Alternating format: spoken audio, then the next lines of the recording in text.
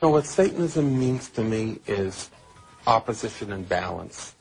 Alternative thought, playing the devil's advocate. There is no good and evil. I mean, to a mouse, a cat is this horrible evil thing with fangs.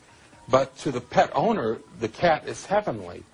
We create our own reality. That's the whole idea behind Satanism. In the United States, surveys show that almost half of Americans believe the devil is real. Even non-religious people instinctively divide the world into good and evil, the opposing principles taught by Zoroaster to the ancient Persians. If anything, recent events have made that belief even stronger. In September 2001, the massive terrorist attacks on the United States, which destroyed the World Trade Center, shocked America to its core. To many, it seemed as if sinister forces had gone on the offensive. It was easy to believe that this was a showdown between the forces of good and evil. To the US government and a large section of American opinion, the attacks were about much more than politics.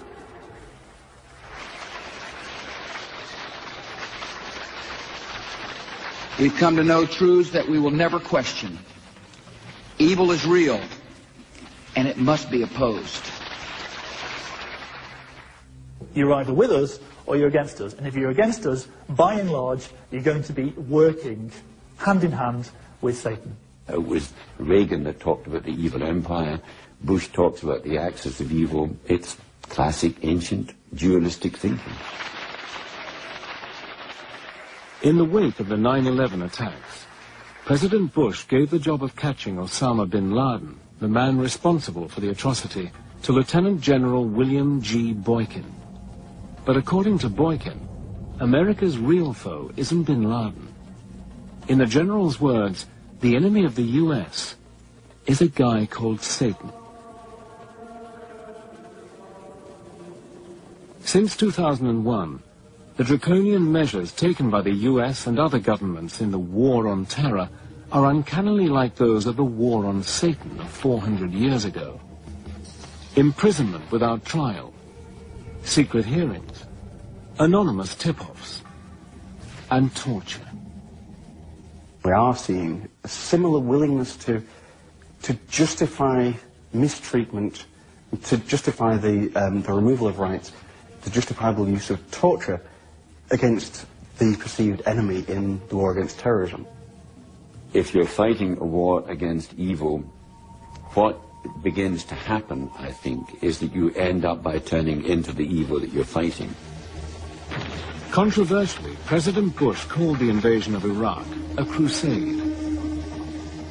The similarities with the historic crusades against heretics are striking.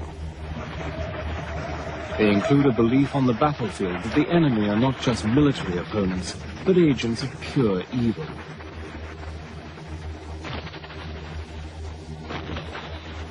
In November 2004, as US forces launch a massive attack on the Iraqi city of Fallujah, a senior Marine officer, Lieutenant Colonel Gareth Brandle, makes clear who he thinks the enemy is.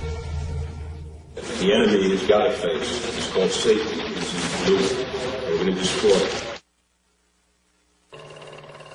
It's embroidery, it's myth-making, it's poetry. It can be good fun, except that it has produced great evils. A human invention, but one that's rebounded on us because it's given us permission to do terrible things to each other, which is why I think that we should close hell down and finally banish the devil and get rid of him.